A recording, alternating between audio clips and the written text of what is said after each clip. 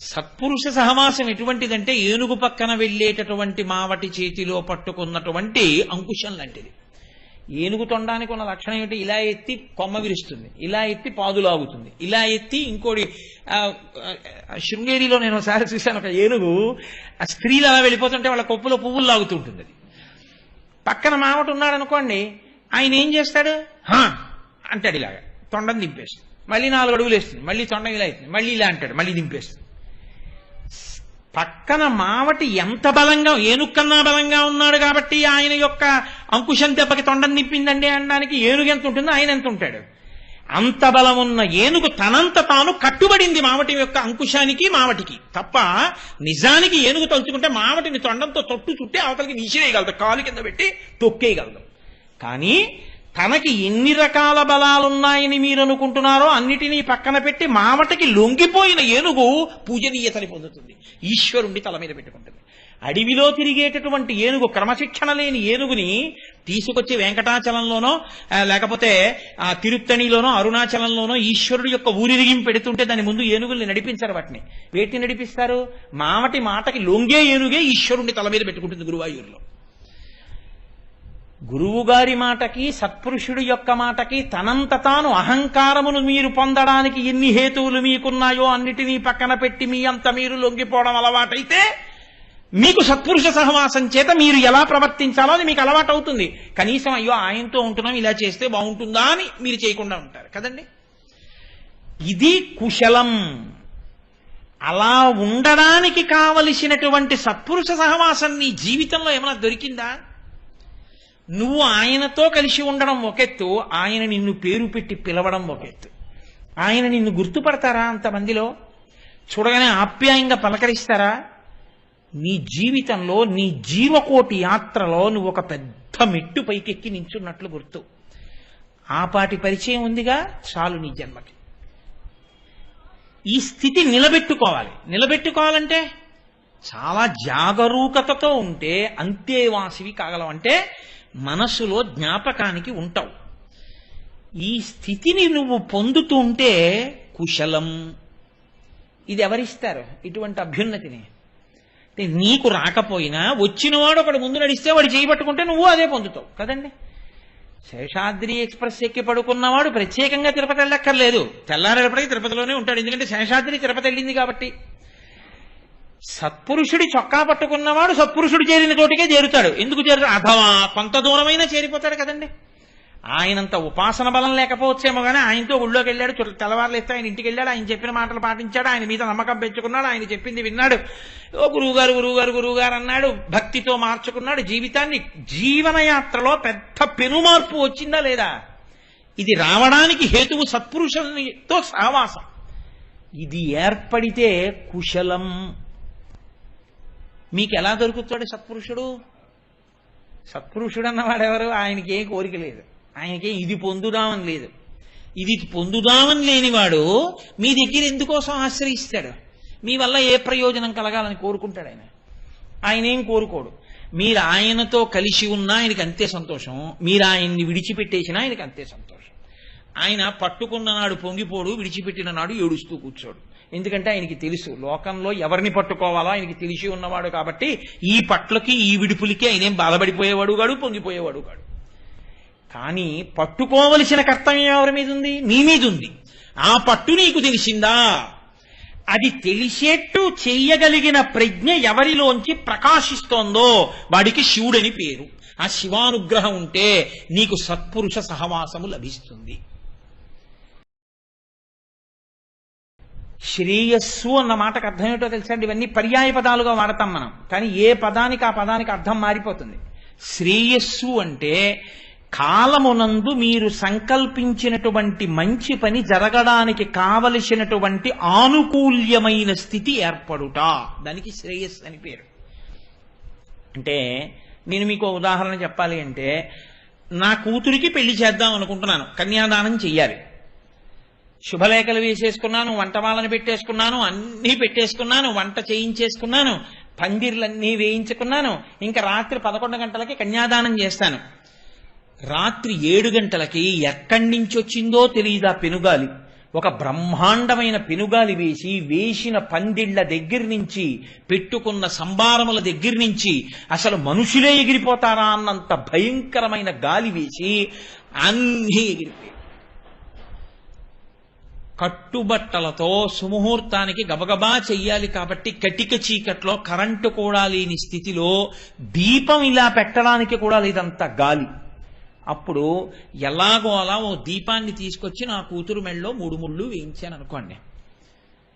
ఇలా జరగడానికి తుఫాన్ వస్తుంది అని ప్రమాద హెచ్చరిక ఉండి కూడా తుఫాన్ రాకుండా సంతోషంగా మీరు అనుకున్నట్టు హాయిగా పందిరి వేసి వాతావరణం చల్లగా ఉండి చక్కగా మీరు గోదానం చేసి కన్యాదానం చేసి, మీరు కన్యాదానం చేసిన తర్వాత కొన్ని వేల మందికి మీరు అన్నం పెట్టి సంతోషంగా ఇంతమంది బంధుమిత్రుల్ని చూసుకుని మీరు పరవశించిపోయేటట్టుగా మీకు ఆనుకూల్యమై పరిస్థితులు నిలబడ్డాయనుకోండి. ఇప్పుడు పెళ్లి చేసిన దానికి అప్పుడు పెళ్లి చేసిన దానికి తేడా ఉందా లేదా? మీరు చేయవలసిన ధార్మికమైన పని, మీరు చెయ్యవలసిన మంచి పని, ఆ మంచి పని ఏ విఘ్నము లేకుండా చాలా చక్కగా జరిగేటట్టు చెయ్యగలిగినటువంటి, జరిపించగలిగినటువంటి అనుగ్రహము ఎవరి నుండి ప్రసరిస్తుందో వాడికి శివుడని పేరు. శివానుగ్రహం లేదో నువ్వు అనుకున్న కార్యము, నువ్వు సంకల్పం చేసిన కార్యం మంచిదైనా అయిందనిపిస్తాడు. మహా అయితే అయిందనిపిస్తాడు. దాని ప్రయోజనం చాలా మందికి అందే అవకాశం ఉండదు. ఎందుకు ఉండదు? ప్రతిబంధకం అలా ఏర్పడుతుంది. శ్రేయస్సు, భద్రం. భద్రం అంటే ఏమిటో తెలుసా అండి? ఉన్నది ఉండడం భద్రం.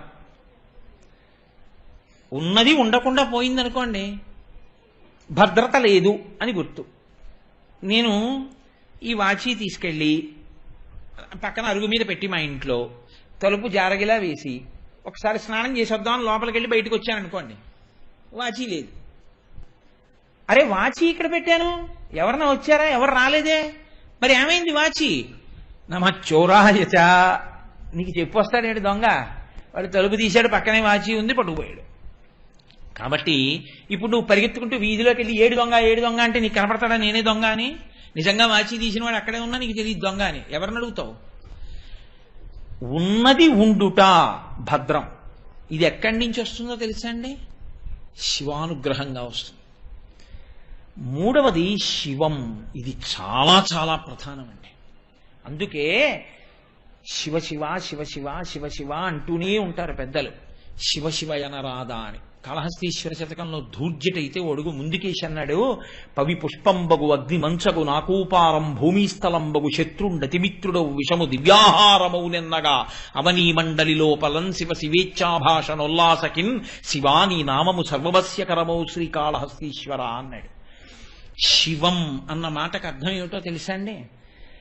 ఎప్పుడు 3 నడుస్తూ ఉంటాయి, ఈ మూడిటి మీద మీకు అధికారం ఉండదు. ఇది చిత్రం. కాలో హి బలవాన్ కర్త సతతం సుఖదుఃఖయో నరాణాం పరతంత్రాణాం పుణ్యపాపానుయోగతః అంటాడు వ్యాసుడు దేవి భాగవతంలో. కాల కలయతామహం అంటాడు గీతాచార్యుడు. ఈశ్వరుడు ఒకడు ఉంటాడు, ప్రారబ్ధము. మీరు చేసుకున్నటువంటి పాపం ఒకటి ఉంటుంది, అది అనుభవంలోకి వస్తోంది, మీకు తెలియదు వచ్చేస్తోందని. అనుభవంలోకి మీరు చేసుకున్న పాపం వస్తోంది, మీకు తెలియదు. అది ఎప్పుడు వస్తుంది? కాలమునందు వస్తుంది. ఇచ్చేవాడెవరు? ఈశ్వరుడు. అనుకున్న అసంకల్పితమైవేహా యదకస్మాత్ ప్రవర్తతే నివర్త్యారంభమారబ్ధం అనుదైవస్య కర్మతత్ అంటాడు రాముడు అయోధ్యకాండలో. నువ్వు నేను ఎవరయా లక్ష్మణ? గురోరప్యవలిప్తస్యా కార్యాకార్యమజానతః ఉత్పదం ప్రతిపన్నస్యా కార్యం భవతి శాసనం. లక్ష్మణుడు అన్నాడు, దశరథుడెవడు రాజ్యం ఇవ్వకపోవడానికి? చంపేస్తానన్నాడు. రాముడు అన్నాడు, నిన్న రాజ్యం ఇస్తే నాన్నగారేనా? నాన్నగారే రాజ్యం ఇస్తానంటే నాన్నగారికి జై అన్నాం. ఇవాళ అడవికి వెళ్ళమన్నవారు నాన్నగారే. మరి నిన్న రాజ్యం ఇస్తానన్న నాన్నగారు ఇవాళ అడవికి ఎందుకు వెళ్ళమన్నారు? నాన్నగారి మనసులో ఏమైనా మార్పు వచ్చిందా? రాలేదు. మరి ఇప్పుడు ఎందుకు బద్ధుడయ్యాడు? ఎందుకు పంపిస్తున్నాడు? లక్ష్మణ, నాన్నగారిని సత్యమునందు నిలబెట్టి ఆయన ఇచ్చినటువంటి వరాన్ని గుర్తు తెచ్చుకుని కైకమ్మ రూపంలో అడిగి అరణ్యానికి పంపిస్తున్నటువంటి దైవము కళ్ళ ఎదుట కనపడడు. నాన్నగారు కనపడతారు నిమిత్తంగా. ఎవరితో గొడవ పడతావు? అదో కొత్త పాపం. నాన్నగారిని దెబ్బలాడ్డం, నాన్నగారి మీద యుద్ధం చేయడం. అనుదైవస్య కర్మతత్. దైవము విధించిన శాసనమునకు ఒడంబడితే చేసుకున్న పాపం అన్నా పోతుంది. పెట్టి సద్దు మనం బయలుదేరదాం అన్నాడు. అది ధార్మికుడు మాట్లాడే మాట. ధర్మం తప్పేవాడు ఈశ్వరుడి మీద తిరగబడతాడు. తిరగబడితే ఏం చేస్తాడంటే కొత్త పాపాన్ని మూటగట్టుకుంటాడు. ఏమిటో ఇన్ని పూజలు చేశానండి, ఇప్పుడు చేశావు, నువ్వు చేసిన పాపం ఎక్కడికి పోతుంది? కాబట్టి అది అనుభవంలోకి వచ్చింది. ఈ అనుభవంలోకి వచ్చేటట్టు చెయ్యగలిగిన వాడు ఈశ్వరుడు. ఈశ్వరుడు ఒకవేళ పాపమునకు ఫలితము ఇచ్చినా పోన్లేవయా పాపం పోయింది అని ఆయన కాళ్లే పట్టుకుంటానన్నవాడు దృఢభక్తి కలిగిన వాడు. లోకుల్నంగని మెచ్చని ఎలుగని లోలోన నిందించని చీకాకున్బడని మహాత్ముడనని జేలొగ్గని మూకీభావమునం తిట్టని త్రోయిని నీ కారుణ్యము కలిగి ఉండినను అంతే చాలును శంకర. నాకు ఏదైనా జరగని, నాకేం నిమిత్తం లేదు. ఇవాళ చాలా బాగుందన్నవాడు రేపు వీడికేం వచ్చనొచ్చు. రెండు సత్కారాలుగానే గ్రహించగలిగిన స్థితి నాకు. రెండిటి యందు నీ పాదములు విడిచిపెట్టకుండా నేను ఉండగలిగితే నాకు చాలా ఈశ్వర, నాకు ఇంకేం అక్కర్లేదు. తుల్యనిందా స్తుతిర్మౌని సంతుష్టో ఏనకేనచిత్ తనికేత స్థిరమతి భక్తిమాన్మే ప్రియో నరహ అంటాడు భగవద్గీతలో కృష్ణ భగవానుడు. పేర్లు మారతాయండి, కృష్ణుడు శివుడు అని అన్ని ఒకటే. ఏ పదార్థం చెప్పినా అలాగే చెప్తుంది, అంతకు తప్ప ఓ పదార్థం ఓలా చెప్తే ఓ పదార్థం ఓలా చెప్పరు. అందుకే వాళ్ళిద్దరి మధ్య ఇప్పుడు గొడవలు గోదారి ఏమి ఉండవు, ఒకళ్ళకొకళ్ళు సమర్థించుకుంటారు తప్ప. కాబట్టి ఎవరు శివుడు అంటే ఎవరి కాళ్ళు మీరు గట్టిగా పట్టుకున్న కారణం చేత మీకు దురితమును అనుభవంలోకి తీసుకొచ్చి ఇచ్చేటప్పుడు అరే రే వీడు నా కాళ్ళు ఇంత గట్టిగా పట్టుకుని ఉన్నాడు, ఇప్పుడు బుద్ధి వచ్చింది, వీడు ఎంతో భక్తితో నన్ను పట్టుకుని ఉన్నాడు, బొత్తిగా వీడికి ఇంత పెద్ద దెబ్బ కొట్టేయడమా, వీడిని కొడితే వీడు ఏం చేస్తాడో తెలుసా, మళ్ళీ నన్నే పట్టుకుని ఏడుస్తాడు. అప్పుడు వాడు నన్ను పట్టుకుని ఏడిస్తే నేనేం చెప్పను? భాగవతంలో శ్రీ మహావిష్ణువు బలిచక్రవర్తిని అనుగ్రహించేటప్పుడు దర్శనమిచ్చి ఓ మాట అంటారు. నేను ఎందుకు రక్షించానో తెలుసా బలిచక్రవర్తిని అని అడిగారు. వీడు నా కొరకు రక్షింపవలయువాడు అన్నారు. చాలా చిత్రమైన మాట. వీడి కోసం రక్షించట్లేదు, నా కోసం రక్షిస్తున్నాను. ఎందుకో తెలుసా? ఎరా 3 అడుగులు ఇస్తా అన్నావు, 2 అడుగులు కొలిచేశాను, 3వ అడుగు ఎక్కడ పెట్టనన్నాడు. సునృతంబు కాని నుడువదు నా జీహ్మ బొంకజాల నాకు బొంకు లేదు, నీ తృతీయ పదము నిజము నాశిరమున నెలవి చేసి పెట్టు నిర్మలాత్మ అని తలంచి నా తల మీద పెట్టేయి అన్నాడు. వీడింత భక్తితో ఉండి నా తల మీద కాలెట్టేయి అంటే వీణ్ణి నేను ఏమైనా చేసేస్తే ఇంకా రేపు పొద్దున్న నేను ఉన్నానని ఎందుకు నమ్ముతుందిరా లోకం? అందుకని ఇప్పుడు నేను ఉన్నానని నమ్మాలంటే వీడిని నా కోసం రక్షించాలి, వాడి కోసం కాదు. వీడు నా కొరకు రక్షింపవలయువాడు అంటాడు. కాబట్టి ఈశ్వరుణ్ణి భక్తులు బంధిస్తారు, ఆయన ఏమీ చెయ్యలేని స్థితికి తీసుకొస్తారు. ఇప్పుడు ఈశ్వరుడు అంటాట వీడు ఒకప్పుడు తప్పు చేశాడు, ఇప్పుడు ఇంత భక్తి తత్పరుడయ్యాడు, నా పాదములు పట్టుకున్నాడు, నేను ఎలా వేయని శిక్ష అంత శిక్ష వెయ్యను. ఏం చేస్తానో తెలుసా? వెయ్యకపోతే పాపం పోదు. కాబట్టి ఏం చేయాలి?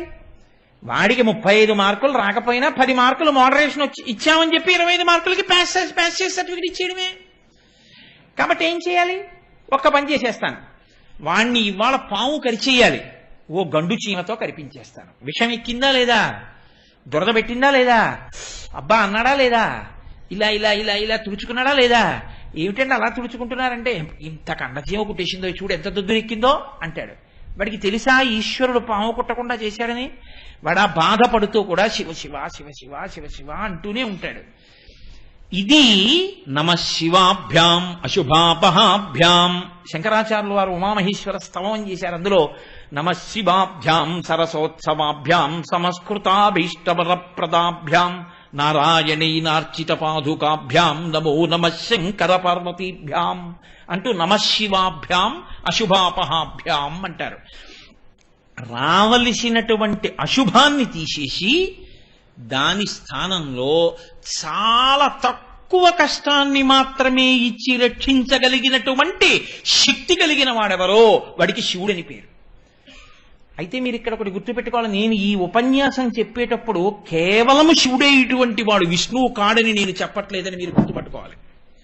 ఆపదామపహర్తారం దాతారం సర్వసంపదాం లోకాభిరామం శ్రీరామం భూయో భూయో నమామ్యహం.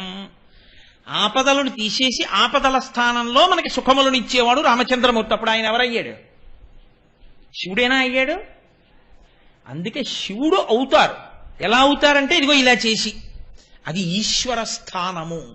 అందుకని వాళ్ళకి ఈ పేర్లతోటి పై రూపాలతోటి వాళ్ళకి గొడవలేం ఉండవు. అది అది నిర్గుణ నిరంజన నిర్వికార నిత్యశుద్ధ బుద్ధ చైతన్య తత్వంగా అలా నిలబడి ప్రకాశిస్తూ ఉంటుంది. ఈ పై పటాటోపానికి వేషాలకి అల్లరబడిపోవడం అంతకన్నా అన్యాయం ఇంకోటి ఉండదు లోకంలో.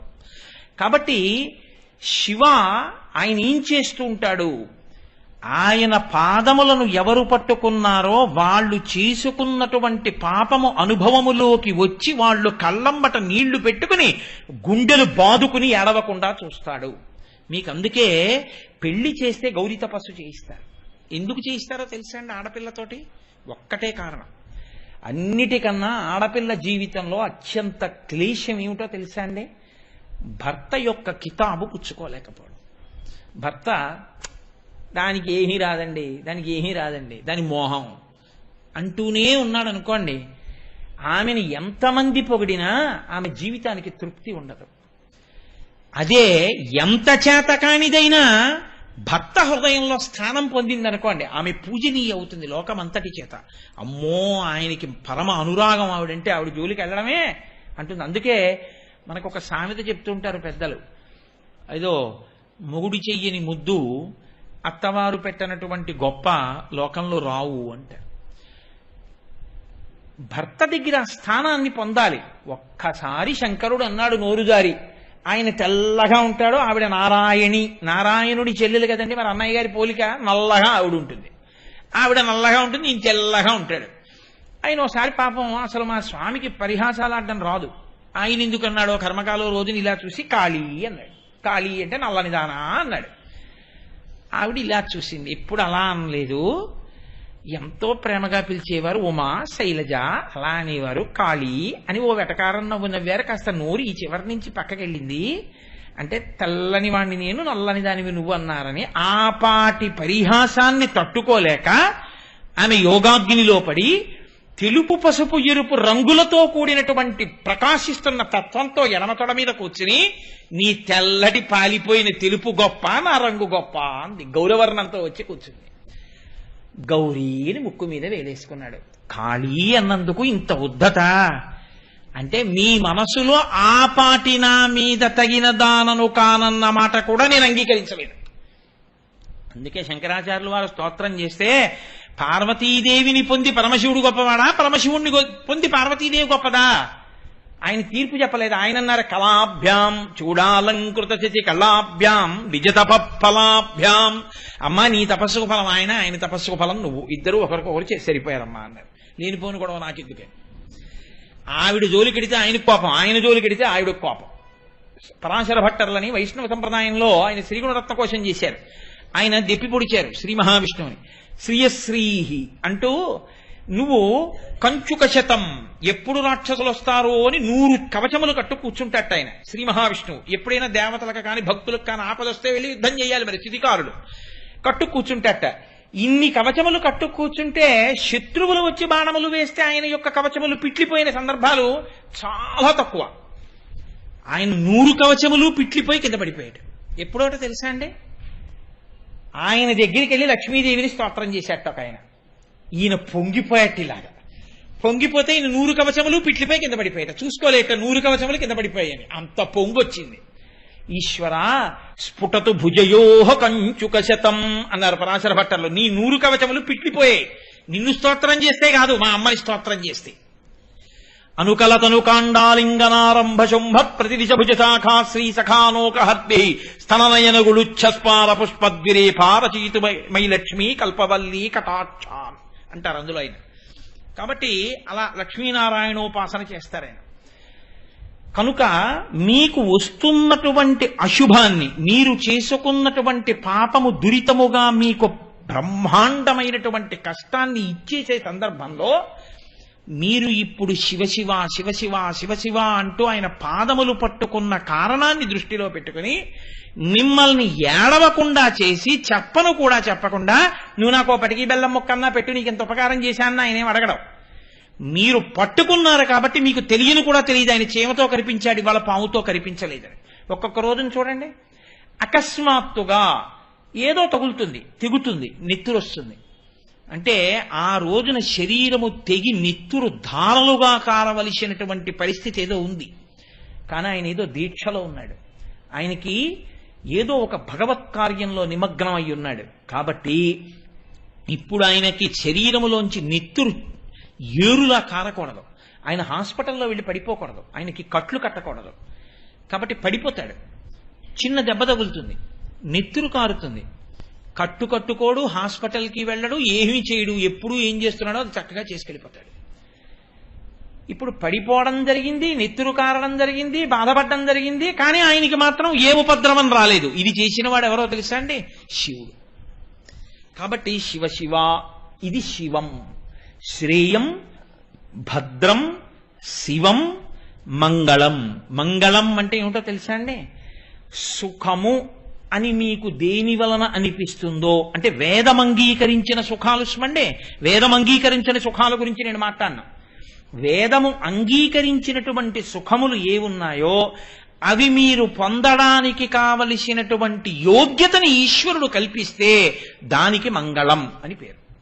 అంటే ఓ ఉదాహరణ చెప్పాలి అని అనుకోండి, నేను నా ఇంట్లో పూజ గది ఏసీ చేయించుకుందాం, నేను చదువుకునే గది ఏసీ చేయించుకుందాం అని నేను అనుకోలేదు.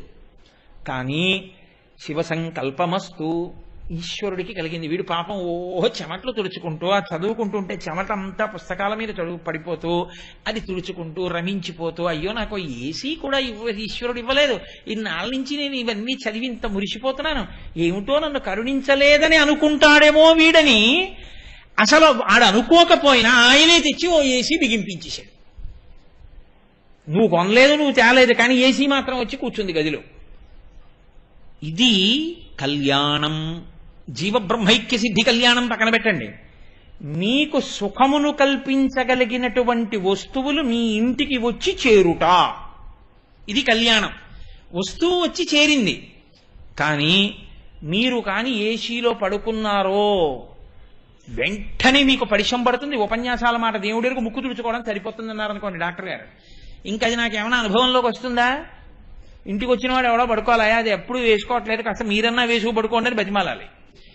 కాదు, మంగళం అంటే వస్తువు చేరడం, కళ్యాణం అంటే అది మీకు అనుభవైక వేద్యం అవడం, దాన్ని మీరు అనుభవించగలగడం. మంగళం, కళ్యాణం, శుభం. శుభం అంటే ఏమిటో తెలుసా అండి? ఏ సుఖమును మీరు అనుభవించారో దాని వలన ఇప్పుడు ఇక్కడ మీరు సంతోషాన్ని పొందడమే కాకుండా దీర్ఘకాలమునందు మీకు అదొక గొప్ప ప్రయోజనమును చేకూర్చుట. అంటే నీ మాట ఏమిటో అయోమయంగా ఉందయా అంటారు మీరు, నేను కలిపెట్టగలను. నేను మీకు ఒక ఉదాహరణ చెప్పాలి అంటే, ఇప్పుడు ఏసీ ఉంది మీరు చదువుకునే గదిలో, ఇప్పుడు మీరు ఏసీ ఉంది కదా అని ఇంకా మీరు అక్కడ దుప్పటి వేసు పడుకోవడం మొదలెట్టారనుకోండి, అది శుభం కాదు, కళ్యాణమే కానీ శుభం కాదు. ఇప్పుడు మీరు అబ్బా ఇంకా నాకు ఇప్పుడు వేడిగా ఉంటే ఏమిటి, ఇంకోలా ఉంటే ఏమిటి, హాయిగా చదువుకుంటాను కూర్చుని, చల్లగా కూడా ఉంది, ఇంకా నాకు ఇంతకన్నా కావలసిందే ఉందని మరింత రమించిపోయి చదువుకుంటున్నారు, ఇంకా బాగా చదువుకోగలుగుతున్నారు. ఇది శుభం.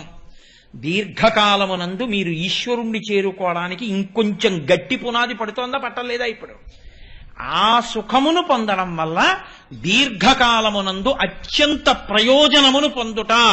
యజమాని ఇంటి వస్తువు దేన్నైనా అలాగే వాడుకోమని చెప్పింది శాస్త్రం. అందుకే ఇది ఎక్కడ ప్రారంభమో తెలుసా అండి? బ్రహ్మచారికి ఇవేం లేవుగా. బ్రహ్మచారి ఇవన్నీ చేయకూడదు. అసలు బ్రహ్మచారి తాంబూలం వేసుకోకూడదు, తలకాయ దూకోకూడదు, అద్దము చూసుకోకూడదు.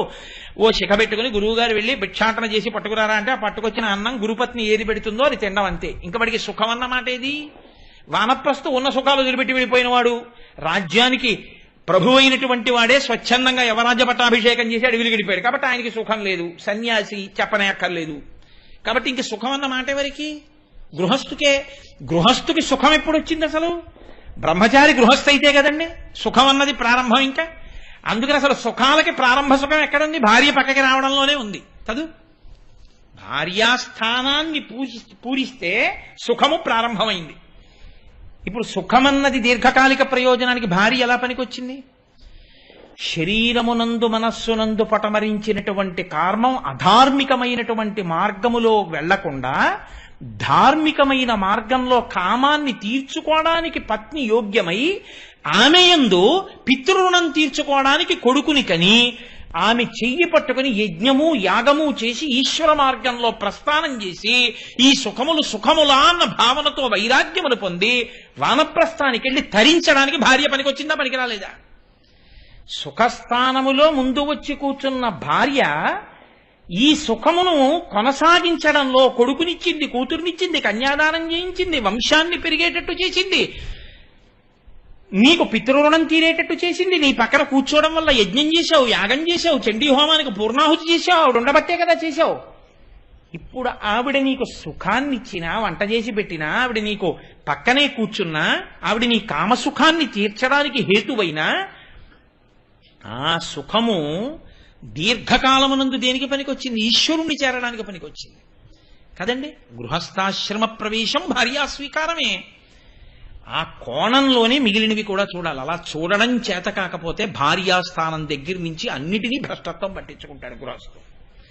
అలా భ్రష్టు కాకుండా ఈశ్వరుణ్ణి చేరుకోవడానికి తనకి కలిసొచ్చినటువంటి వాటన్నిటినీ వాడుకుని ఈశ్వరుణ్ణి చేరుకోవడానికి కావలసినటువంటి బుద్ధి లోపల ప్రచోదనమై ప్రస్థానం ఎవడు చేస్తాడో వాడు శుభ పరంపరలు పొందినవాడు.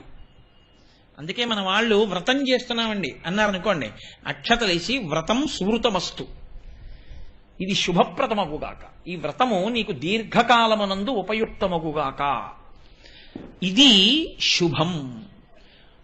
క్షేమం, క్షేమం అంటే ఇవన్నీ ఎవరిస్తారో తెలుసా అండి? మీరు అలా తరించగలిగిన స్థితి ఎవరి నుండి వస్తుంటుందో ఆయన్ని శివుడని పిలుస్తారు. అసలు నా మొహం శివాష్టోత్తరం 30 అంటే బెంగ పెట్టుకోకండి, 108 చెప్తాను. 30 రోజులు శివనామం చాలండి. శివనామమే 30 రోజులు. అప్పై దీక్షితర్ వారు ఏం చెప్పారు దాని గురించి అన్నది ఒక రోజు. అలా 30 రోజులు శివనామం ఒక్కటే చాలు. అది శివాష్టోత్తరం చెప్తానండం పేరాశ. 108 నామాలు చెప్పడం ఏంటంటే 30 రోజుల్లో చాలా అన్యాయం. అది 6 బంతుల్లో 37 రన్స్ కొట్టమని అడిగినట్టుగా ఉంటుంది. అది అంటే నేను చెప్పనని కాదు, చెప్తాను. చెప్పడం ఏముందండి, వాళ్ళే చెప్పేస్తాను 108 నామాలకు అర్థం. అది పెద్ద విశేషమా ఏమి? కాబట్టి శివ మీకు క్షేమకారకుడు. ఎవరు క్షేమాన్ని ఇస్తారో తెలుసా అండి? క్షేమం అని రాస్తారు పైన, ఉత్తరం రాస్తే పైన క్షేమం అంటారు. క్షేమం అంటే ఏమిటో తెలుసా అండి అర్థం? ఏవి ఉండాలో అవి ఉన్నాయి, ఏవి ఉండాలో అవి ఉండి ఎలా ఉండాలో అలా ఉన్నాయి, అది క్షేమం. కేవలం ఉన్నాయి, మీకేమైనా ఉపయోగం ఉందా? వాడు ఏవేవి చేయకూడదో అవన్నీ చేస్తున్నాడు. తండ్రి గారు 50 కోట్ల ఆస్తి ఇచ్చాడు, వీడికో 3 కోట్లు అప్పు వచ్చింది.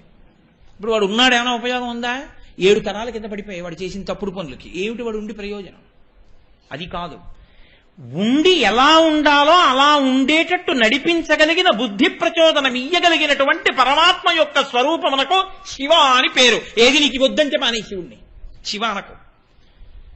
ఇవి వద్దని అనగలడా ఎవరైనా? బ్రహ్మచారి కాని, సన్యాసి కాని, వానప్రస్థు కాని, గృహస్థు కాని నాకు శివనామం అక్కర్లేదని చెప్పగలడా? అక్కర్లేదన్నాడంటే ఇవేవి నాకు అక్కర్లేదని గుర్తు. కాబట్టి శివ అన్న దానికి తాత్పర్యం తెలిస్తే నాకు శివ అన్న నామం అక్కర్లేదనగలిగిన మొనగాడు లోకంలో ఉండడు. కాబట్టి క్షేమం, కుశలం. కుశలం అంటే ఏమిటో తెలుసా అండి?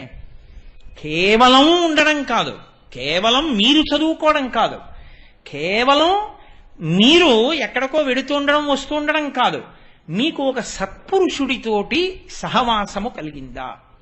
నిరంతరము పరమేశ్వర చింతన కలిగినటువంటి ఒక మహానుభావుడితో నీకు స్నేహం ఉందా? నీ ఐశ్వర్యం అంతా పోయినా పర్వాలేదు, ఆ స్నేహాన్ని మాత్రం వదలకు. అది నిన్ను తరతరాలు కాపాడేటట్టు చేస్తుంది. ఆయన నిన్ను తనతో పాటు ఆ ప్రస్థానంలో నడిపించుకుంటాడు. ఎప్పుడు వదిలిపెట్టేస్తారో తెలుసా అండి? ఒక్క కారణానికి వదిలిపెట్టేస్తారు. వచ్చేది ఉపన్యాసానికి, చేసే విచారణలన్నీ అక్కర్లేని విషయాల మీద. ఇంతకుముందు ఎవరొచ్చారు, ఇప్పుడు ఎవరు రాలేదు. గురువుగారు అమ్మాయికి పెళ్ళైతే గురువుగారి బియ్యాలారికి ఆస్తి ఎంతుంది? ఇలాంటివి విచారణ చేయడానికి ప్రయత్నం చేయడం పరమేశ్వరుడిచ్చినటువంటి సత్పురుష స్నేహాన్ని తనంత తాను దూరం చేసుకోవడం. నువ్వు దేనికి కలిశావో ఆ మార్గంలో నిలబడే ప్రయత్నం చెయ్యి. నీకు అక్కర్లేని వాటిలో నీ వేలు పెట్టకు. పెట్టకుండా ఉంటే సత్పురుషులతోటి సహవాసము నిలబడుతుంది. సత్పురుష సహవాసం నిలబడడానికి హేతువేది? సత్తు గురించి మాట్లాడటమే. ఈశ్వరుడు గురించి మాట్లాడు, ఈశ్వరుడు గురించి విను, ఈశ్వరుణ్ణి స్మరిస్తుండు, అంతే. అప్పుడు ఆ స్నేహాన్ని నిలబెట్టుకుంటే సత్పురుష సహవాసం కలిగితే వచ్చే ప్రయోజనం ఏమిటో తెలుసా అండి? నాకు ఆయన బాగా తెలుసండి, ఆయన నేను అంతేవాసిని, ఆయనకి నేను అంతేవాసిని అని మీరు చెప్పుకున్న రోజున మీరు ఒక పొరపాటు చేయడానికి భయపడతారు. ఎందుకో తెలుసా అండి? మీకు ఒక ముద్ర ఉందనుకోండి, నేను చంద్రశేఖరేంద్ర సరస్వతి స్వామి వారికి గొప్ప అనుమాయిని అని నాకు పేరు వచ్చిందనుకోండి లోకంలో, నేను సంధ్యావందనం చేయకుండా ఉండడానికి చాలా భయపడిపోతాను. ఎందుకు భయపడిపోతాను? నేను సంధ్యావందనం చేయలేదు అని గ్రహిస్తే నన్నేమనకపోవచ్చు, ఏమయ్యా పరమాచార్య స్వామి సంధ్యావందనం గురించి అంత గొప్పగా చెప్పేవారు కదా, మరి నువ్వు సంధ్యావందనం చేయలేదే ఈ పూట, నేను పరమాచార్య స్వామి వారికి అంత భక్తుడిని ఇంత భక్తుడిని అంటావు, సంధ్యావందనమే చేయలేదు అంటారేమోనన్న భయానికైనా సంధ్యావందనం చేస్తాం. అవునా కాదా? రామకృష్ణ పరమహంస ఇదే చెప్తారు. సత్పురుష సహవాసం ఎటువంటిదంటే ఏనుగు పక్కన వెళ్ళేటటువంటి మావటి చేతిలో పట్టుకున్నటువంటి అంకుశం లాంటిది. ఏనుగు తొండానికి ఉన్న లక్షణం ఏమిటి? ఇలా ఎత్తి కొమ్మ విరుస్తుంది, ఇలా ఎత్తి పాదులాగుతుంది, ఇలా ఎత్తి ఇంకోటి. శృంగేరిలో నేను ఒకసారి చూశాను, ఒక ఏనుగు ఆ స్త్రీలు అలా వెళ్ళిపోతుంటే వాళ్ళ కొప్పులో పువ్వులు లాగుతుంటుంది. అది పక్కన మావటి ఉన్నాడు అనుకోండి, ఆయన ఏం చేస్తాడు? అంటాడు, ఇలాగా తొండం దింపేస్తుంది, మళ్ళీ 4 అడుగులు వేస్తుంది, మళ్ళీ తొండం ఇలా అవుతుంది, మళ్ళీ ఇలా అంటాడు, మళ్ళీ దింపేస్తుంది. పక్కన మావటి ఎంత బలంగా, ఏనుక్కన్నా బలంగా ఉన్నాడు కాబట్టి ఆయన యొక్క అంకుశం దెబ్బకి తొండం నింపిందండి అనడానికి ఏనుగు ఎంత ఉంటుందో ఆయన ఎంత ఉంటాడు. అంత బలమున్న ఏనుగు తనంత తాను కట్టుబడింది మావటి యొక్క అంకుశానికి, మావటికి తప్ప. నిజానికి ఏనుగు తలుచుకుంటే మావటిని తొండంతో తొట్టు చుట్టి అవతలికి విసిరేయగలదు, కాలు కింద పెట్టి తొక్కేయగలదు.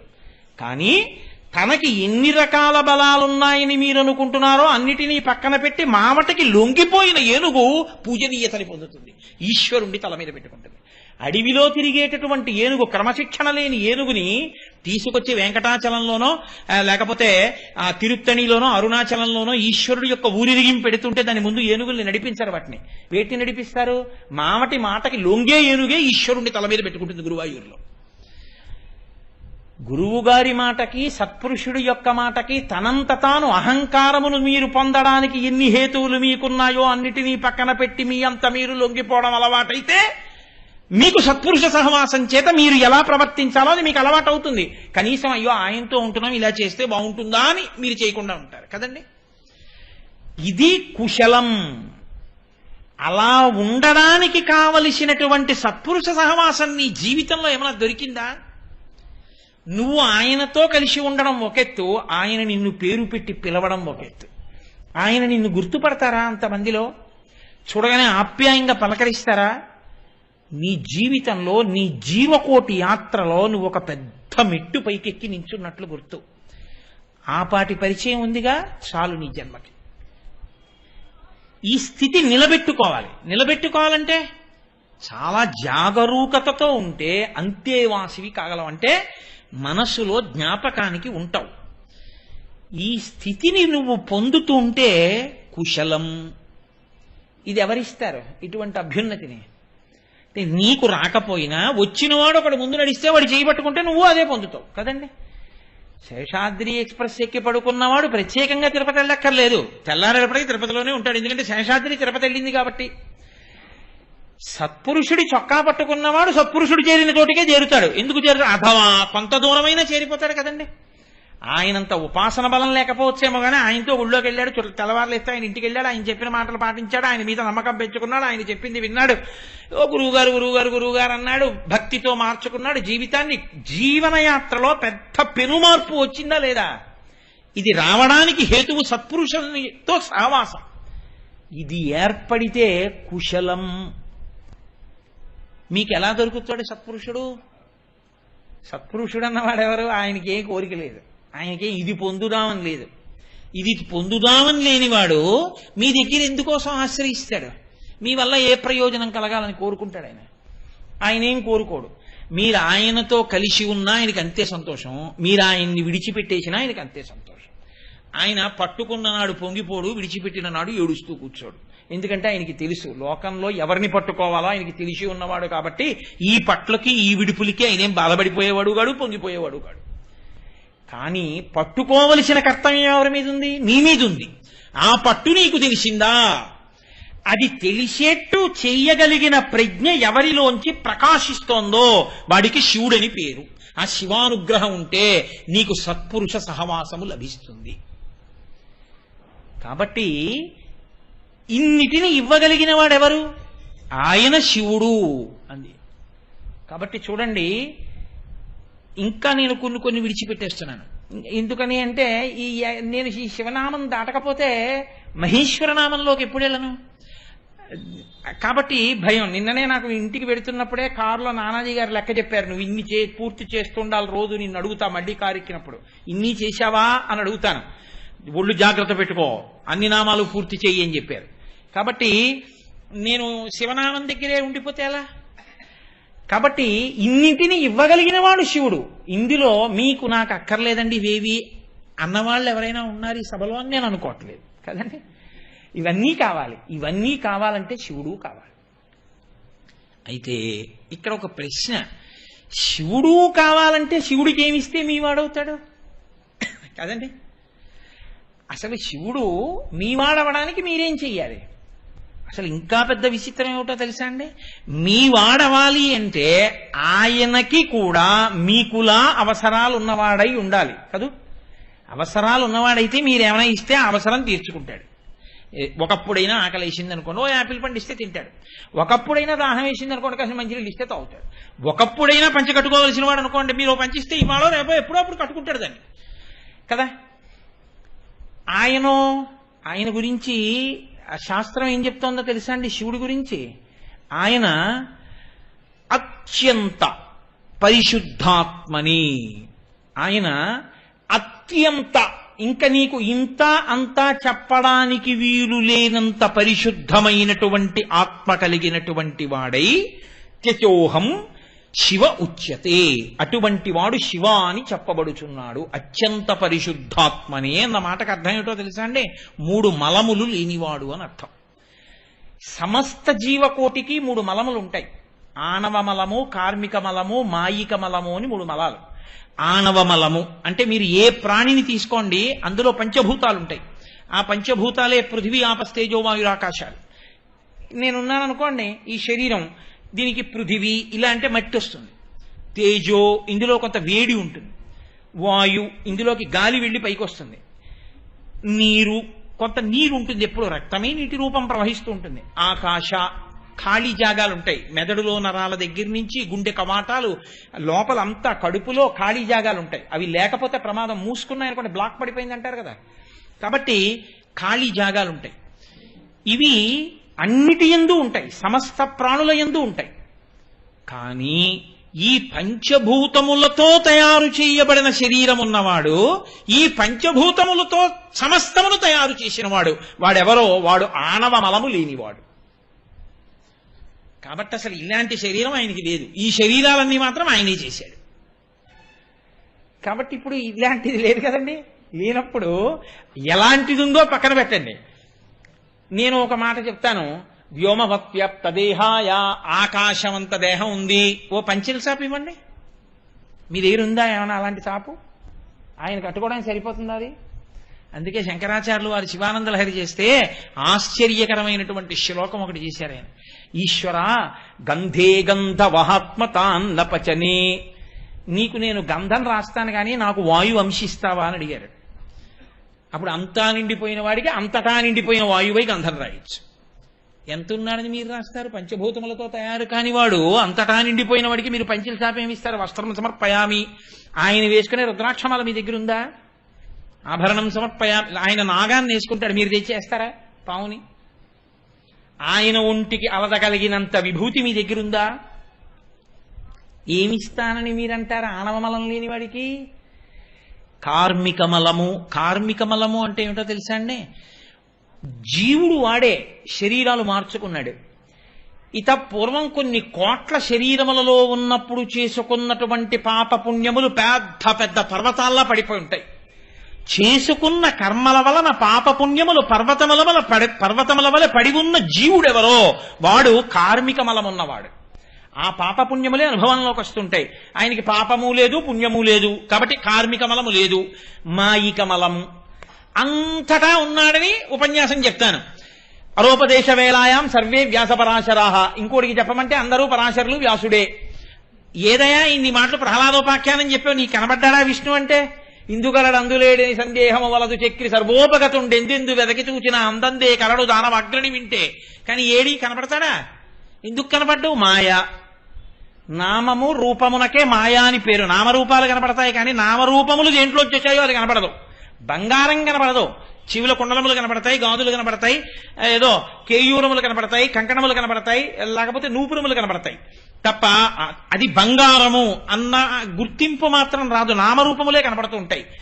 నామరూపముల యందు మాత్రమే నిలబడిపోగలిగినటువంటి స్థితి మాయ. ఆ మాయ నాకుంది, మనకుంది, ఆయనకి లేదు. కాబట్టి ఆయనకి మాయిక మలం లేదు. ఆయనకి 3 మలములు లేవు. ఆణవ మలము, కార్మిక మలము, మాయిక మలము, 3 మలములు లేనివాడెవరో అటువంటి వాడు అత్యంత పరిశుద్ధాత్మని అని పిలిచారు. ఇప్పుడు ఆయనకి నువ్వేమిస్తావు? ఏమిస్తే నీవాడవుతాడు? అందుకే శంకరాచార్యులు వారి శివానందలహరి చేస్తూ ఒక చమత్కారమైన శ్లోకం చేశారు. ఆయన అన్నారు, కరస్తే హేమాద్రౌ గిరిశ నికటస్తే ధనపతౌ శిరస్తే శీతాంశౌ చరణయుగళస్తే అఖిల శుభౌ గృహస్థే స్వర్భూజామరసురభిచింతామణిగణే కమర్థం దాస్యేహం భవతు భవదర్థం మమ మనః అన్నారు. ఆయన అన్నారు, శివ లోకంలో మిగిలిన పదార్థాలు అలా ఉంచు, కానీ బంగారం ఇస్తానంటే తీసి దాచుకోనివాడు లోకంలో ఉండడు. ఎందుకైనా పనికొస్తుందండి అని తీసుకెళ్లి దాచుకుంటాడు. నీకు పట్టుకెళ్ళి బంగారం ఇద్దామంటే కరస్తే హేమాద్రియౌ, బంగారు కొండ నీ చేత్తో పట్టుకున్నావు. కాబట్టి ఇంకా నీకు బంగారం ఏమి ఇస్తాను? నా మొహం ఓ తులం ఉంది, 100 తులాలు ఉండొచ్చు, 200 తులాలు ఉండదు. బంగారు కొండే నా దగ్గర లేదుగా, మేరు పర్వతం ఆయన విల్లు. ఇంకా మీరేమిస్తారు ఆయనకి? పోన్లేవయ్యా, ఎంత బంగారం ఉన్నా అర్ధరాత్రి అవసరం వస్తే పట్టుకెళ్ళి బంగారం ముక్క కొట్టి అమ్ముకుని డబ్బు తెచ్చుకోవాలిగా, అందుకని 4 రూపాయలు ఇస్తా అంటావేమో. గిరిశ నికటస్తే ధనపతౌ, రూపాయలు కాదు, నవనిధులకు అధిపతి అయిన కుబేరుడు ఆయన పక్కన ఇలా చేయి కట్టుకుని అప్పటి నుంచి ఇప్పటి వరకు అలాగే నించున్నాడు. ఎప్పుడైనా కుబేరా కొంచెం సాయం చేస్తానంటే అంటాడేమోనని ఆయన ఎప్పుడు అడగలేదు. ఇప్పుడు నువ్వు ఇస్తే పుచ్చుకుంటాడా? నీకు ఇచ్చేవాడే తప్ప ఆయన పుచ్చుకునేవాడు కాడు. ఆయనకి నువ్వేమిస్తావు?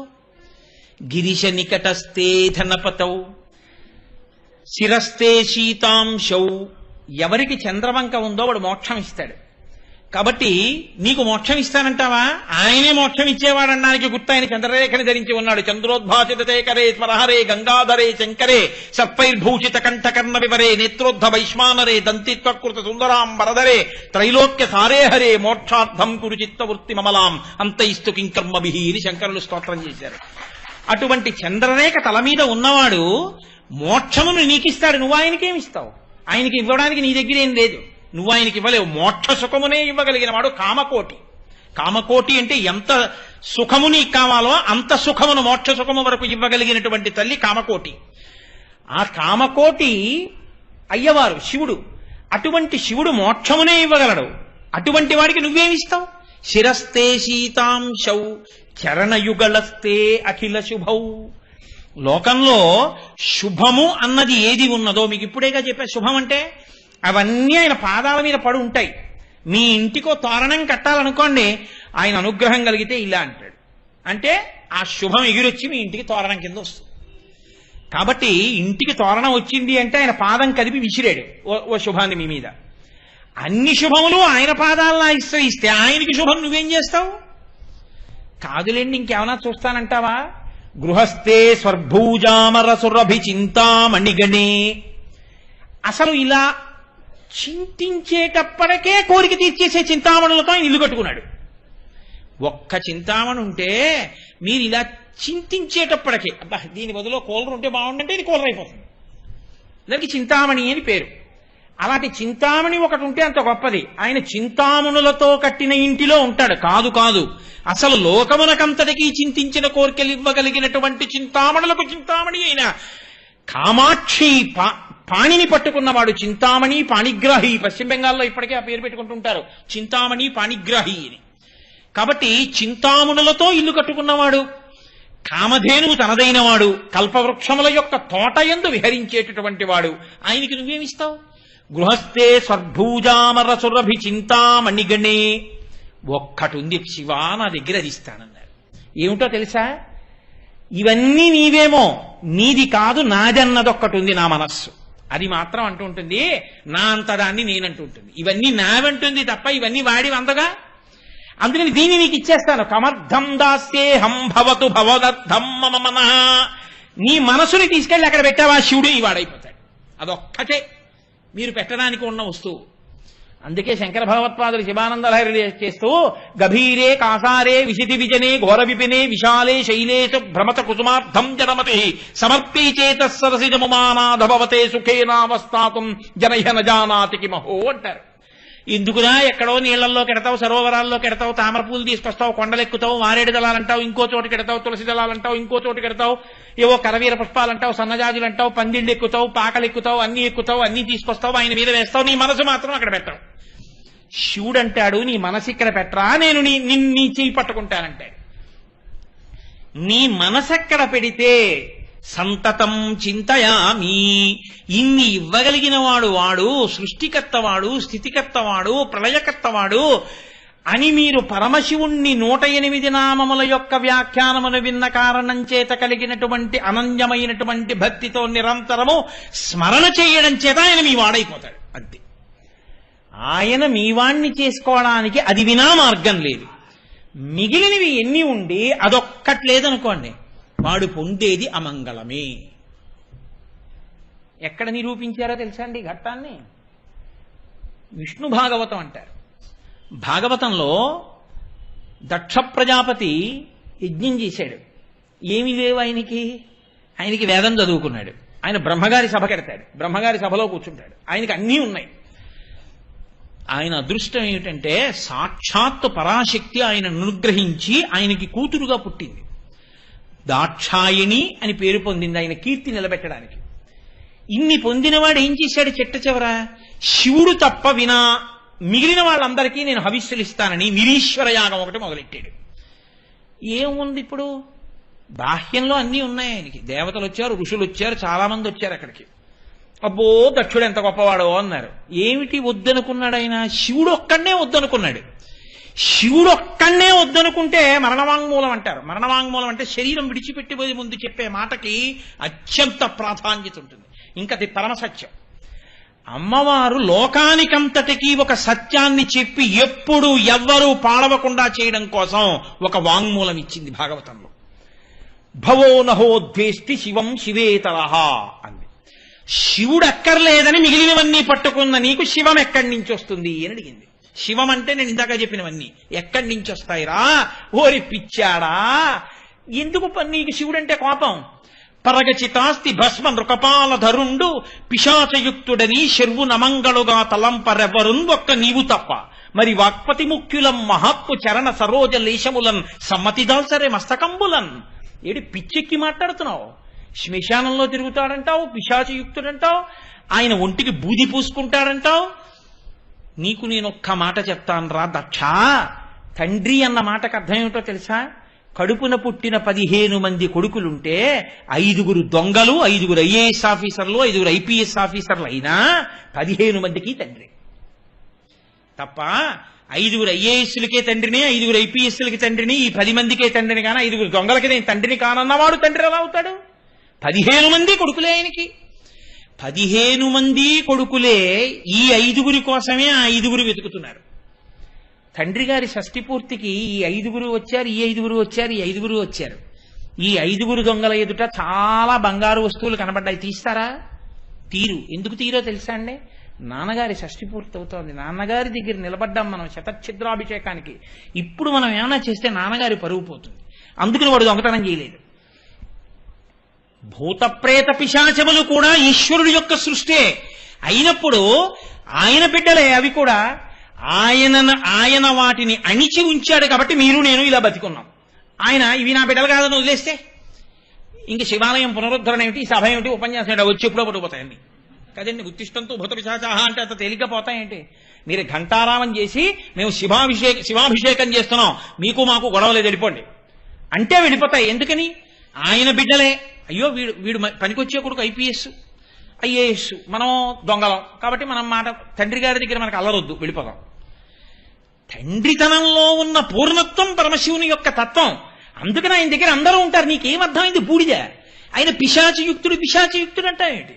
నీకేమీ అర్థం కాకపోగా శివుని నింద చేస్తావేంటి?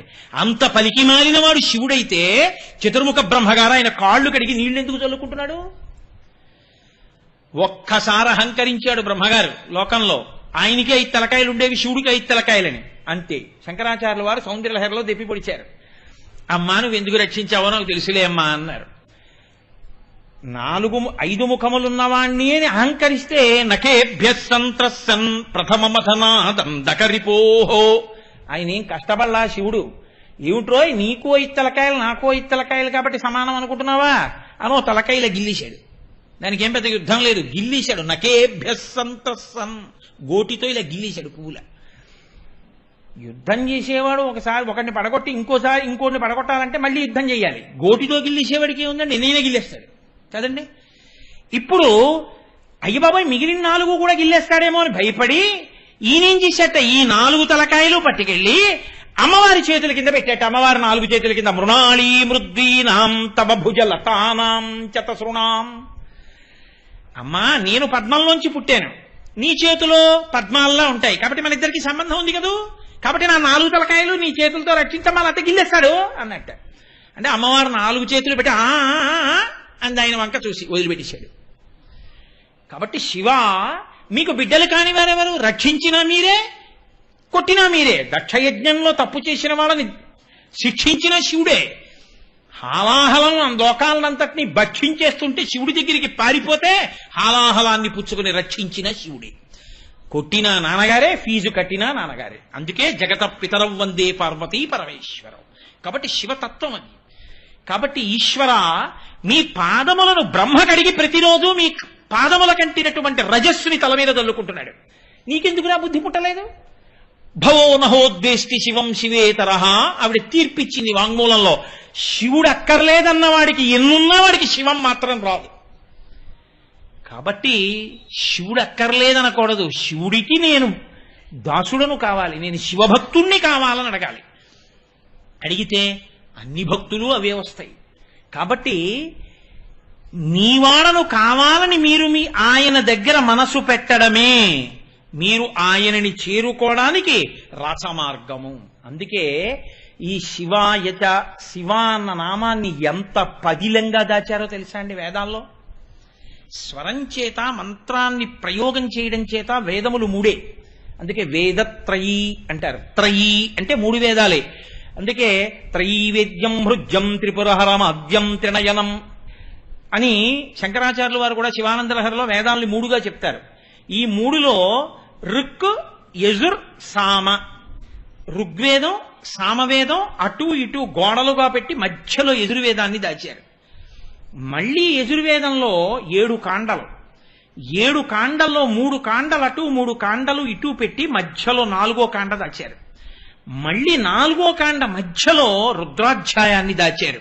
అంటే పదిలమై అత్యంత విలువైన వస్తువుని దాచినట్టు. మళ్ళీ ఈ 3 కాండలు, ఈ 3 కాండల మధ్యలో ఉన్న 4వ కాండ మధ్యలో రుద్రాధ్యాయం పెట్టారు. రుద్రాధ్యాయానికి ఉన్న కాండల మధ్యలో 8వ కాండ పెట్టారు, 8వ అనువాకం పెట్టారు. మళ్ళీ 8వ అనువాకానికి చిట్ట చివరిలోకి తీసుకెళ్లి శివ మంత్రాన్ని, శివనామాన్ని అక్కడ దాచారు. అందుకే నమ సోమాయ చ రుద్రాయ చ నమ స్తామ్రాయ చ అరుణాయ చ నమ శంగాయ చ పశుపతయే చ నమ ఉగ్రాయ చ భీమాయ చ నమో అగ్రే వధాయ చ దూరే వధాయ చ నమో హంత్రే చ హనీయసే చ నమో వృక్షేభ్యో హరికేశేభ్యో నమస్తారాయ నమ శంభవే చ మయోభవే చ నమ శంకరాయ చ మయస్కరాయ చ నమ శివాయ చ శివతరాయ చ. అక్కడ దాచారు నమ శివాయ చ. అంటే ఎంత పదిలమై, ఎంత గోప్యమై, ఎంత విలువైనదో కాబట్టి వేదములలో అంత జాగ్రత్తగా దాన్ని దాచారు. అంత గొప్ప నామమయ్యా శివనామం. ఆ శివుడు కేవలము ప్రళయకర్త అని అనుకోవద్దు. శివుడు చేసే పని అంత గొప్పది.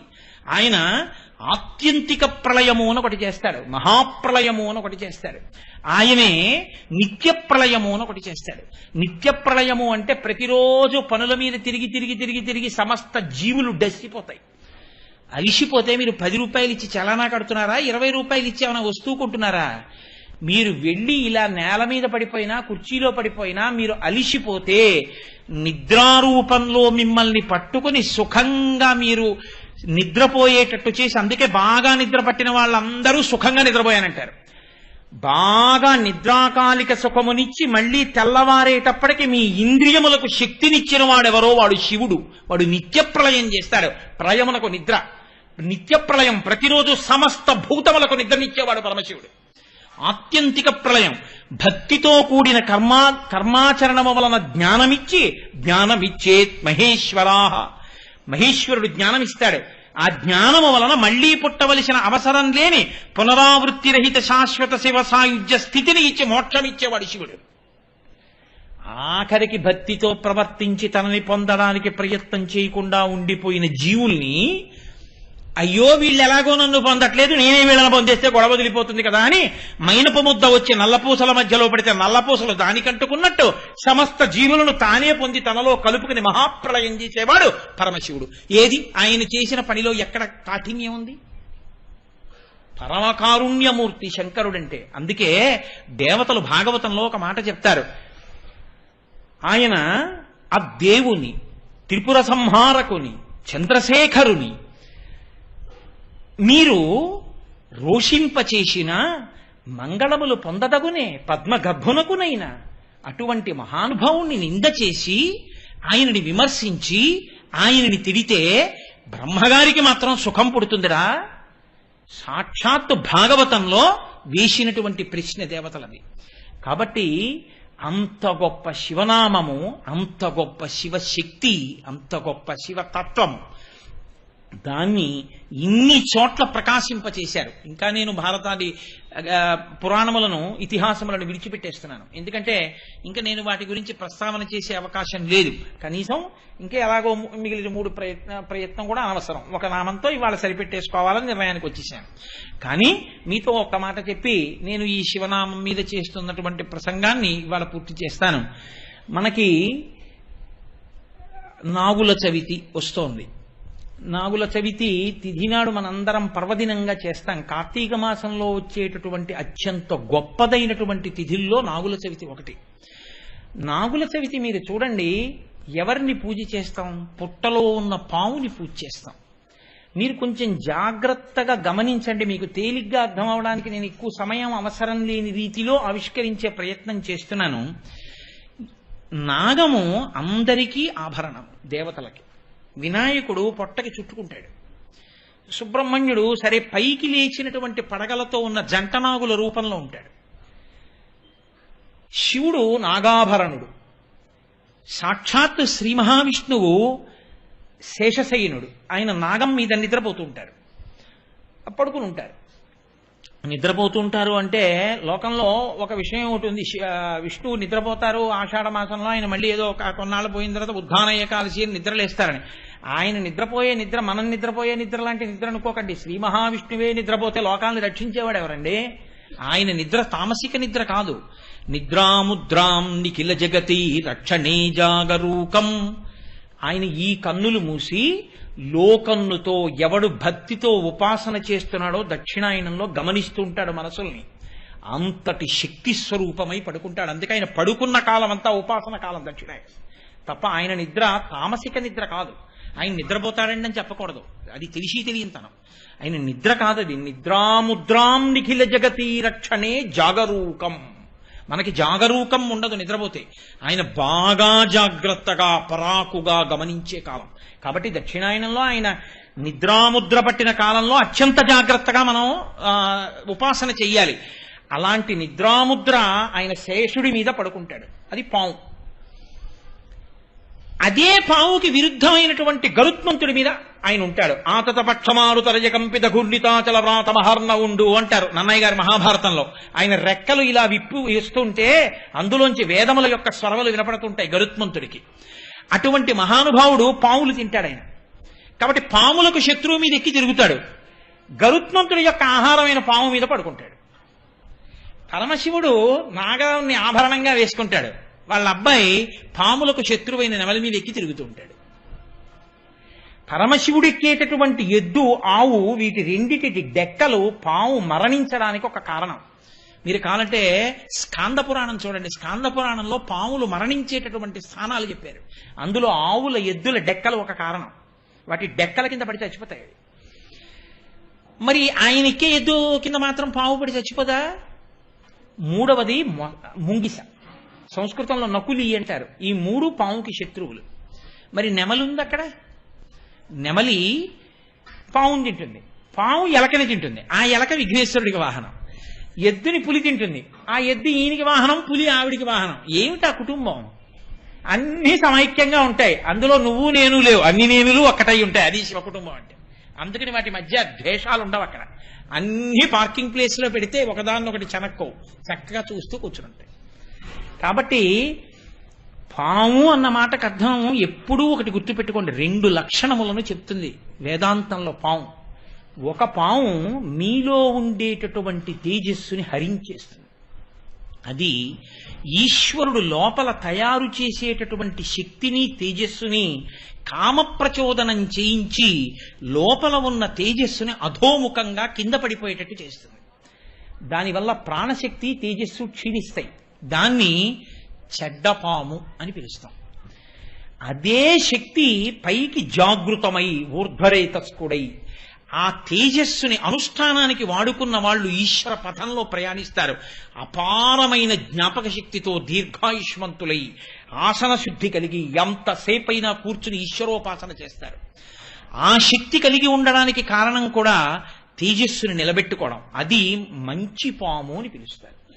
ఈశ్వరుడికి ఆభరణంగా ఉంటే మంచి పాము. ఈశ్వరుడి చేత చెనకబడుతోంది అంటే నీ తేజస్సు క్షయమైపోవడం. తేజస్సు క్షయమైపోకుండా చూసుకోగలిగిన బుద్ధి ప్రచోదనం లోపల జరగాలి. దాని కొరకు ఈశ్వరుణ్ణి చేరుతాడు. అందుకే పైకి లేచినటువంటి జంట పాముల్ని పూజ చేస్తాం. అంతేగాని నేల మీద పడుకున్న పాముల్లా ఉండవవి. పైకి లేచి ఉంటాయంటే ఊర్ధ్వరేతస్కమైనటువంటి తేజస్సు, అది పూజనీయమవుతుంది. అది సుబ్రహ్మణ్య స్వరూపం అవుతుంది. ఇప్పుడు నేను అంత లోపలికి దాని వ్యాఖ్యానం చేయడం కుదరదు. అలాగే సుబ్రహ్మణ్య స్వరూపమైనటువంటి పాము తేజస్సుకి సంబంధించింది కాబట్టి అది వంశాభివృద్ధికి పనికి రావాలి. వంశాభివృద్ధికి పనికి రాకుండా సంతానము పొందలేకపోతున్నాడు అంటే ఎక్కడో ఈశ్వరానుగ్రహ లోపం ఉందని గుర్తు. ఈశ్వరానుగ్రహం లోపించి సంతానం కలగకపోతే నాగదోషం ఉంది అంటుంటారు. అందుకే సుబ్రహ్మణ్యుడికున్న నామాలలో వంశవృద్ధి కారకాయ నమః ఒక నామం. కాబట్టి నాగమును పూజ చేస్తాం. కానీ ప్రమాదకరమైన కాలమంతా ఎప్పుడో తెలుసా అండి? ఇప్పుడే. కార్తీక మాసంలో ఏమవుతుందంటే పంట రంగు మారుతుంది. ఇప్పుడు ఆకుపచ్చగా ఉన్న చేలన్నీ పసుపచ్చగా మారుతాయి. అంటే పాలు పోసుకుంటున్నాయి కంకులు అంటారు. ఈ సమయంలో రైతు ఏం చేస్తాడంటే తన గుండెల వరకో కడుపు వరకో పెరిగిపోయినటువంటి పొలానికి మధ్యలో ఉన్న సన్నని కాలిబాట మీద నడుస్తూ కిందకి చూడడం, పైకే చూస్తూ మొక్కలన్నిటి మీద మందు చల్లుతాడు. లేకపోతే చిలకల్ని వాటిని తరుగుతూ ఉంటాడు. అప్పుడు ఇలా పైకే చూస్తాడు.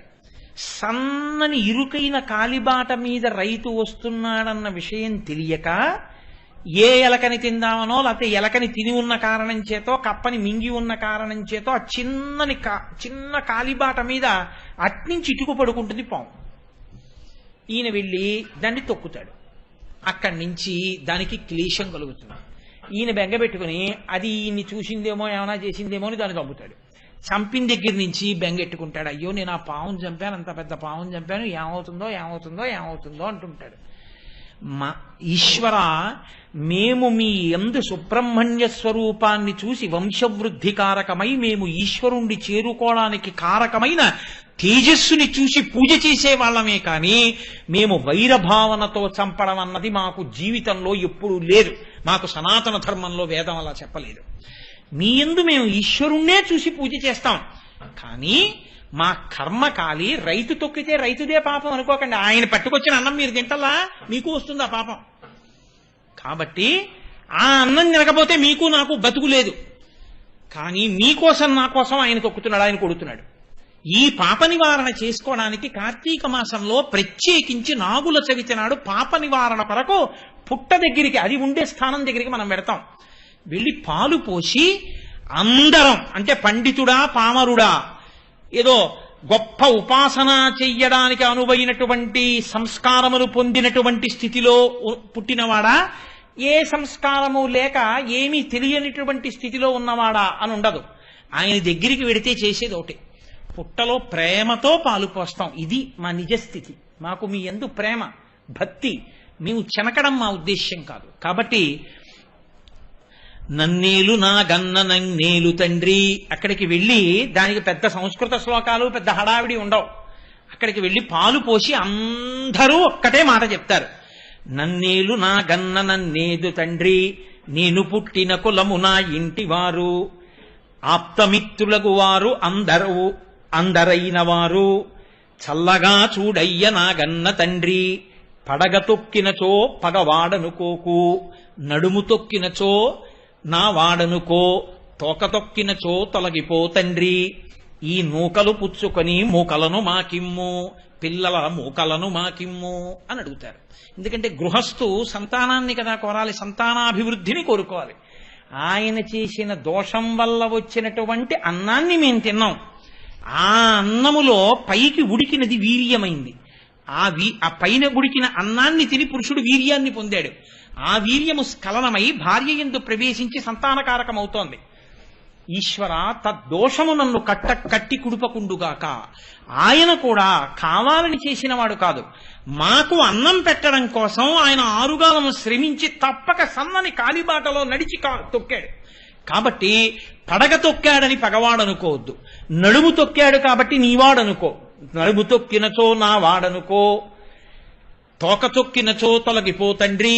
ఒకవేళ తోక తొక్కితే బుస్సని లేవద్దు, తొలగిపో. ఆ దోషాన్ని అక్కడతో విడిచిపెట్టేసి ఈ నూకలు పుచ్చుకో, మూకలు మాకి, పిల్లల మూకలు మాకి, బంధువుల మూకలు మాకి, మా మీద కోపం పెట్టుకోకు. మేము ఈశ్వరుణ్ణి పొందగలిగిన తేజస్సు మాలో నిలబెట్టు, మా బుద్ధులను అలా ప్రచోదనం చెయ్యి అని సమస్త ప్రాణికోటి యందు ఈశ్వరుణ్ణి చూసి ఆరాధన చేయడమే తప్ప విగ్రహాలకు ఆరాధన కాదు. ఈశ్వరుణ్ణి చూసి ఆరాధన చేయడం. అంతర్బహిష్య తత్సర్వం వ్యాప్య నారాయణ స్థిత. మేము అన్నం తినేటప్పుడు ఏ ప్రాణికి చిన్న కష్టం కలిగినా మేము తట్టుకోలేని ఉదార హృదయం, సున్నిత హృదయం వేదం మమ్మల్ని అలా సంస్కరించిందని మనుష్య జన్మ యొక్క సార్థకతని ఆవిష్కరించుకోవడం నాగుల చవితి నాడు ప్రతివారు చేసేటటువంటి కర్తవ్యం. కాబట్టి చక్కగా ఆ కోణంలో మీ దగ్గర లేకపోతే నేను రేపు నాగబాబు గారికి ఇది రాసి పట్టుకొచ్చి ఇస్తాను. ఇక్కడ ఒక బోర్డు మీద రాస్తారు. మీ దగ్గర లేకపోతే అలా చదివితే సంస్కృతం లేదు కదండి అని మీరు అనుకోక్కర్లేదు. చక్కగా మీరు ఒక కాగితం మీద రాసుకుని పుట్ట దగ్గరికి వెళ్ళి నూకలిచ్చి ఏదో గుడ్డు వేస్తారు, పాలు వేస్తారు, వేసి ఆయనని నిష్కల్మష హృదయంతో ఈ కోణంలో ప్రార్థన చేయండి. మీ తేజస్సు ఈశ్వరుల్లో కలవడానికి హేతు అవుతుంది. మీ వంశం అవిచ్ఛిన్నంగా పరంపరాగతంగా కొనసాగడానికి హేతు అవుతుంది. అలా నాగదేవతని పూజించే రోజు నాగుల చవితి. ముందు చెప్తే కదా మీరేమైనా చేయడానికి అవకాశం ఉంటుంది. మీకు అన్నీ తెలుసు, తెలియనట్టు ఉంటారనుకోండి. అయినా ఏదో నా ఆతృత లేకుండా నేను నాగుల చవితి నాడు సాయంకాలం చెప్పాను అనుకోండి, మీరేమంటారు, ఇదేం అఘాయిత్యం రా, ఈ మాట ముందు పొద్దున్నన్నా చెప్పాలి, నిన్నన్నా చెప్పాలంటారు. అందుకని ముందుగా చెప్తున్నాను. రేపది పట్టుకొచ్చి నేను నాగబాబు గారికి ఇస్తాను. ఇక్కడ ఒక బోర్డు మీద రాస్తారు. మీ అందరూ కూడా అన్ని ప్రింట్లు వేసి అందించడం సాధ్యం కాదు కదా. మీ ప్రయత్నం కూడా ఉండాలి, పురుష ప్రయత్నం. ఓ పెన్నో కాగితం తెచ్చుకుని రాసుకోండి, రాని వాళ్ళు ఉంటే చక్కగా పుట్ట దగ్గరికి వెళ్ళి చదువుకోండి. ఇవాళకి శివనామంతో సరిపెట్టుకోండి. రేపు మహేశ్వర నామాన్ని ప్రస్తావన చేస్తాను.